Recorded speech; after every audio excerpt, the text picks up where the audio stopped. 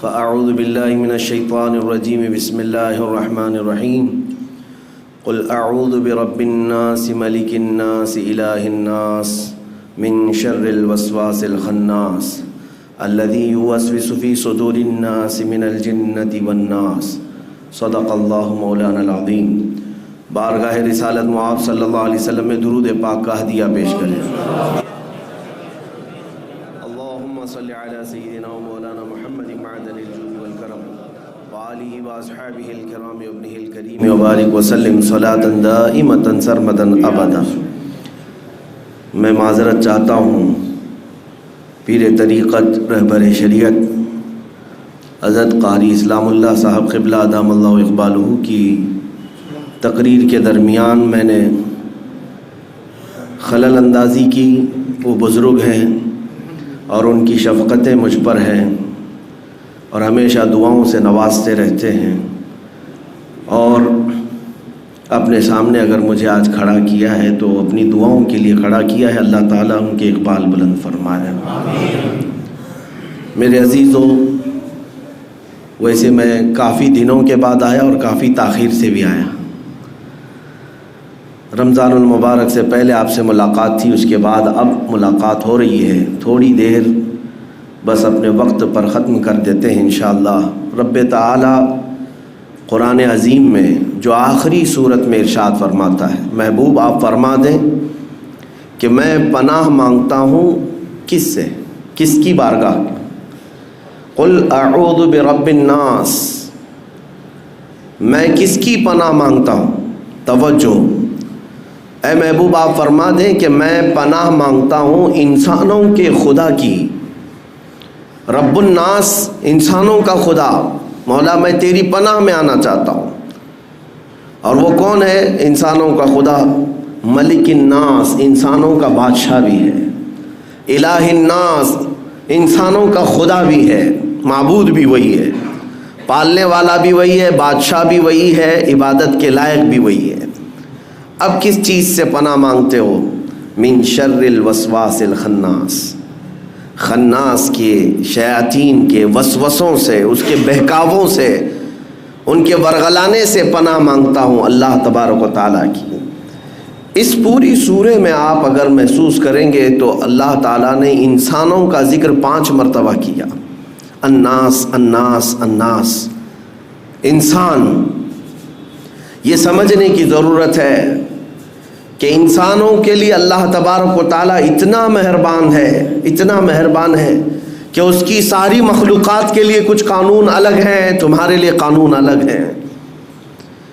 قرآن میں بھی اللہ تعالیٰ نے فرمایا کائنات میں کوئی شے ایسی نہیں ہے جو اس کی حمد بیان نہ کر رہی ہو، ساری کی ساری مخلوقات تسبیح بیان کر رہی ہیں۔ لیکن روایت میں یہ بھی ہے کہ اگر کوئی چیز، پرندہ ہو کہ جانور ہو کہ درخت ہو کہ مچھلی ہو، چونٹی ہو، اگر ایک لمحے کے لیے بھی وہ اللہ کے ذکر سے غافل ہو جائیں تو ان کی موت آ جاتی ہے۔ ان کے لیے یہ قانون ہے۔ درخت اگر ذکر الہی سے ایک لمحے کے لیے غافل ہوا تو اسے سکھا دیا جاتا ہے یا اسے کاٹ دیا جاتا ہے۔ پرندہ شکار ہو جاتا ہے، مچھلیاں پھنس جاتی ہیں اگر ایک لمحے کے لیے ذکر خدا سے غافل ہو جائیں۔ حضرت ذوالنون مصری اپنی بیٹی کے ساتھ سفر میں تھے، سمندر میں، وہ کشتی میں مچھلیاں پکڑ رہے تھے، پکڑ کر کے اپنی کشتی میں ڈال رہے تھے۔ ان کی بیٹی جو پیچھے بیٹھی ہوئی تھی وہ مچھلیاں اٹھا کے پھر سمندر میں ڈال رہی تھی۔ کافی دیر کے بعد جب کنارے پہنچے تو انہوں نے دیکھا مچھلیاں کہاں ہیں۔ بیٹی سے پوچھا تو اس نے کہا کہ میں نے سب ڈال دیا۔ کہا ایسا کیوں کیا؟ کہا آپ نے تو فرمایا جو مچھلی ذکر خدا سے غافل ہوتی ہے وہی شکار ہوتی ہے، تو آپ کی جال میں وہ مچھلیاں آئی جو ذکر خدا سے غافل تھیں، میں نے اس لیے انہیں دوبارہ ڈال دیا کہ مولا ہمیں بار بار مہلت دیتا ہے تو ہم انہیں کیوں مہلت نہ دیں۔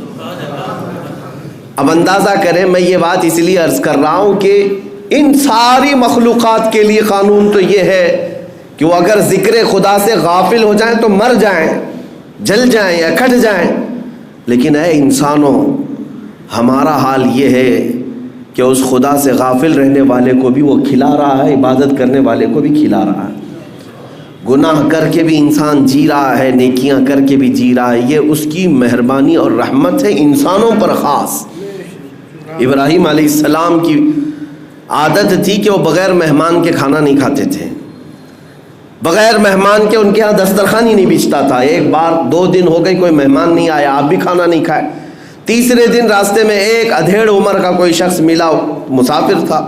ابراہیم علیہ السلام نے اس سے ریکویسٹ کی کہ میرے گھر آج مہمان بن جا۔ وہ کیسے لوگ تھے کہ زبردستی اپنے گھر مہمان بلاتے تھے۔ مہمان نوازی میں پوری دنیا میں سب سے زیادہ مشہور ابراہیم علیہ السلام کی ذات تھی۔ تو وہ شخص آیا، ابراہیم علیہ السلام نے دسترخوان بچھائے اور کھانے رکھے، کہا اللہ کا نام لو اور شروع کرو۔ تو آنے والے نے کہا میں اللہ کو نہیں جانتا اور نہ ہی میں مانتا ہوں، میں اللہ کا نام لینے والا نہیں ہوں۔ تو ابراہیم علیہ السلام نے دسترخوان کھینچ لیا اور کہا اٹھ کر جا تو چل، اس لیے کہ میرے گھر کا ہر لقمہ اللہ کے نام سے ہی جائے گا۔ دسترخوان کھینچ لیا، وہ شخص چلا گیا۔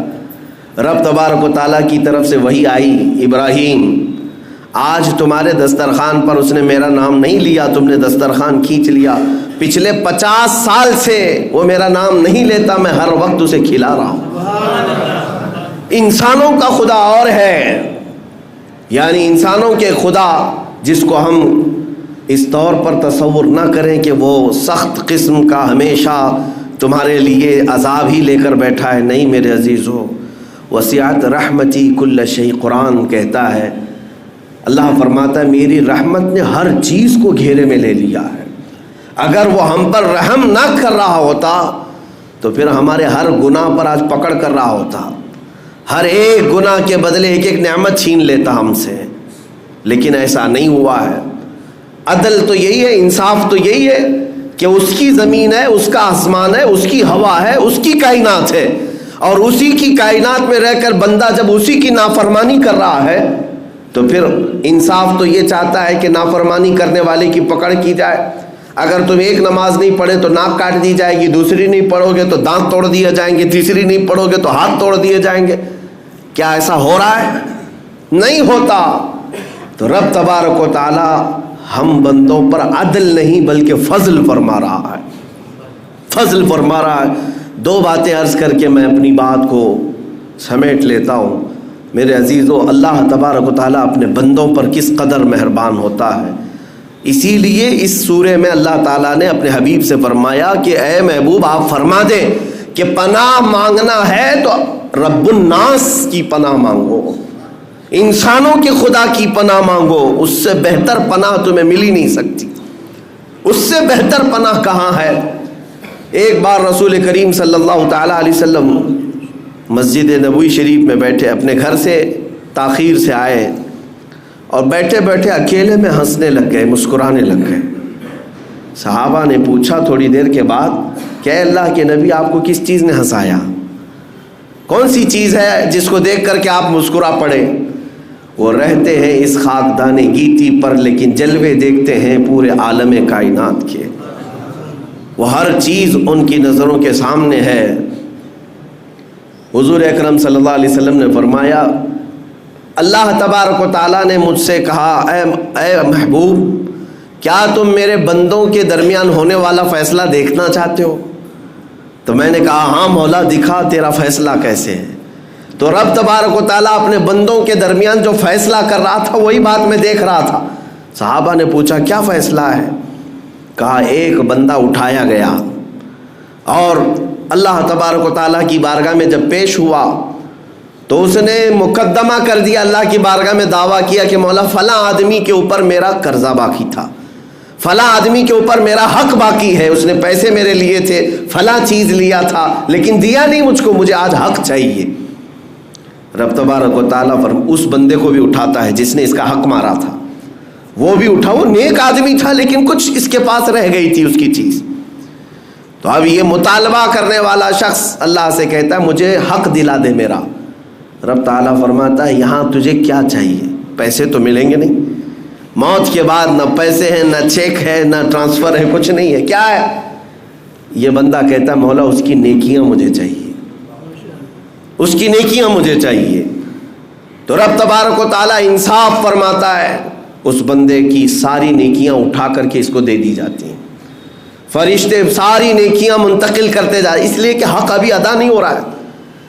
اب یہ مطالبہ کرنے والا جو شخص تھا پھر کہتا ہے اے رب ذوالجلال میرا حق تو پورا نہیں ہوا، تو عدل کرنے والا انصاف کرنے والا بادشاہ ہے، مجھے اور حق چاہیے اس بندے سے، اس نے میرا حق لیا ہے دنیا میں۔ تو رب تعالیٰ فرماتا ہے اب اور کیا چاہیے؟ اس کی ساری نیکیاں ختم ہو گئی۔ یہ بندہ کہتا ہے مولا میرے گناہ اٹھا کر اس پر ڈال دے۔ تو حکم ہوتا ہے فرشتوں کو، اللہ تعالیٰ فرماتا ہے اس کے گناہ اٹھا کر اس پر ڈال دو، پورے منتقل کیے جا رہے، اس کے گناہ بھی خالی ہو گئے، اور وہ جو نیک بندہ تھا نیکیاں بھی خالی ہو گئی، اور گناہ اٹھا کر کے بوجھ بیٹھا ہے، اب اس کے پاس کچھ نہیں سوائے گناہوں کے بوجھ کے، کچھ نہیں۔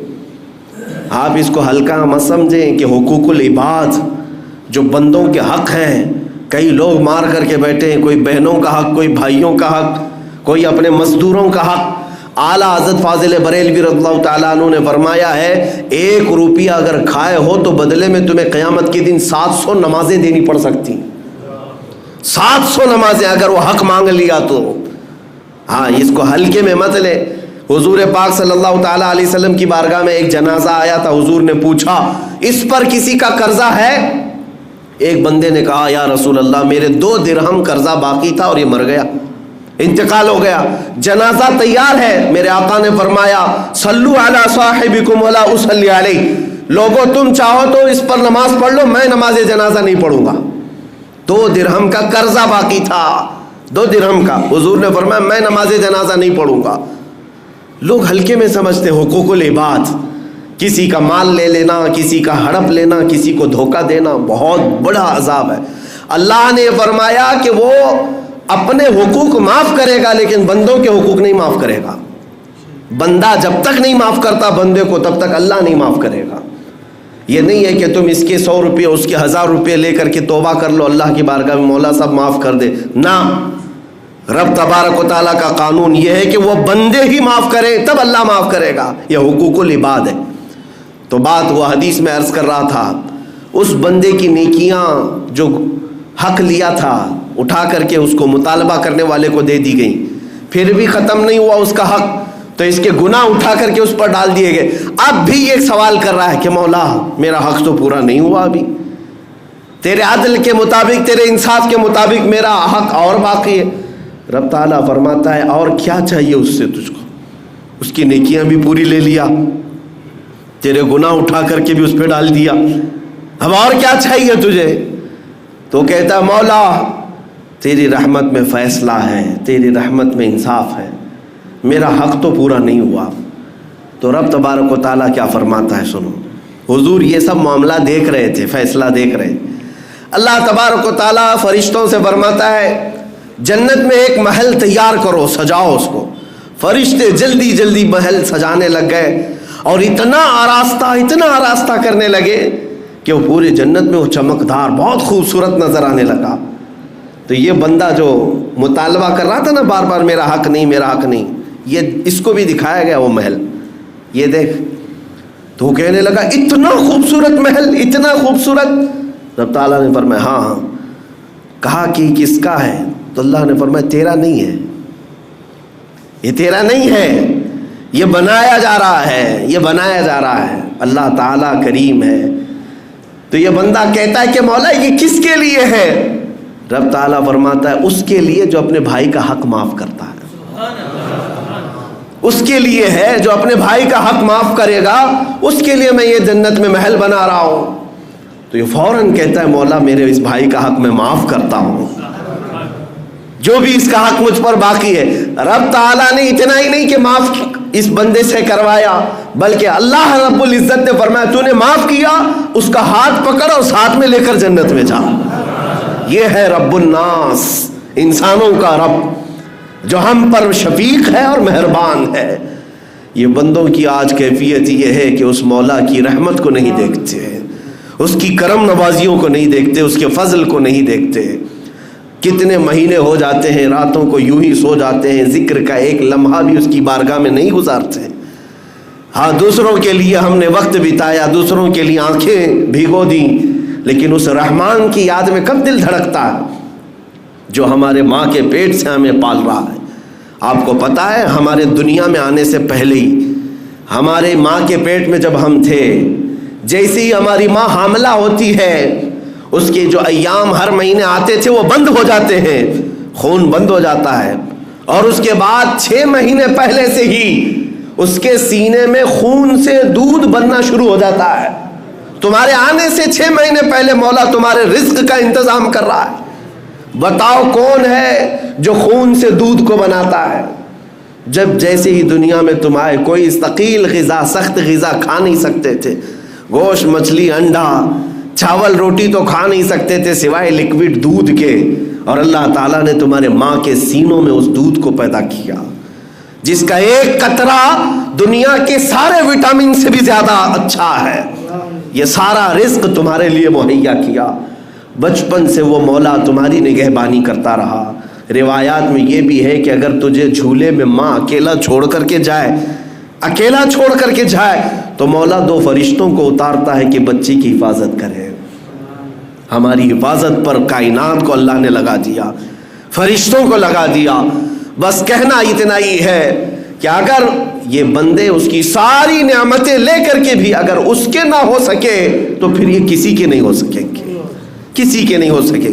اسی لیے شیخ سعدی رحمۃ اللہ تعالی علیہ فرماتے ہیں، ایسے بندے کو جو نماز سے غافل ہے، اللہ تعالیٰ کی بارگاہ میں نہیں آتا، اس کو قرضہ بھی مت دو، اس کو قرضہ مت دو۔ پوچھا گیا کیوں؟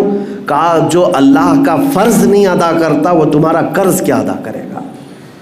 تو جو اپنے خالق کا، اپنے رب کا نہیں ہو سکے گا تو پھر وہ کس کا ہو سکتا ہے؟ اس لیے میرا میسج صرف اتنا ہے کہ اس بھری کائنات میں ہمارے دکھوں کا، ہمارے دردوں کا مداوع کوئی کر سکتا ہے تو وہ رب العالمین ہے، وہ مالک ذوالجلال والاکرام ہے۔ اس لیے ہمیں اللہ رب العزت کی طرف پلٹ آنا چاہیے، اس کا خوف سینے میں رکھو، اس کی محبت بھی سینے میں رکھو۔ وہ تمہیں خواہ مخواہ عذاب کا ایک ذرہ بھی نہیں دے گا، کبھی نہیں دے گا۔ ہاں اتنا ہے کہ اس نے وعدہ تو کیا، ایک نیکی کرو تو میں بڑھا کر 10 دے دوں گا، لیکن پورا قرآن پڑھ کر کے دیکھو کہیں اللہ نے یہ نہیں فرمایا ایک گناہ کرو گے تو 10 بڑھا دوں گا، نہیں، گناہ ایک کیے ہو تو ایک ہی کی سزا، لیکن نیکیوں کے لیے کہتا ہے کہ ایک بھی کرو گے تو میں 10 گنا بڑھا کر کے دوں گا۔ یہ رحمت نہیں ہے تو کیا ہے؟ وہ رب الناس ہے۔ مولا کریم اپنی رحمت میں ہمیں جگہ عطا فرمائے۔ رب ذوالجلال ہم سب کو تیری جوار رحمت میں ہمیشہ رکھ، اور اپنی حفاظت سے ایک آن کے لیے بھی مولا ہمیں باہر نہ نکال۔ مولا ہماری موت آئے تو تجھ پر ایمان لاتے ہوئے موت آئے، اور تیری بارگاہ میں سرخروئی کے ساتھ ہمیں اٹھایا جائے۔ وآخر دعوانا الحمدللہ رب العالمین۔ سلام۔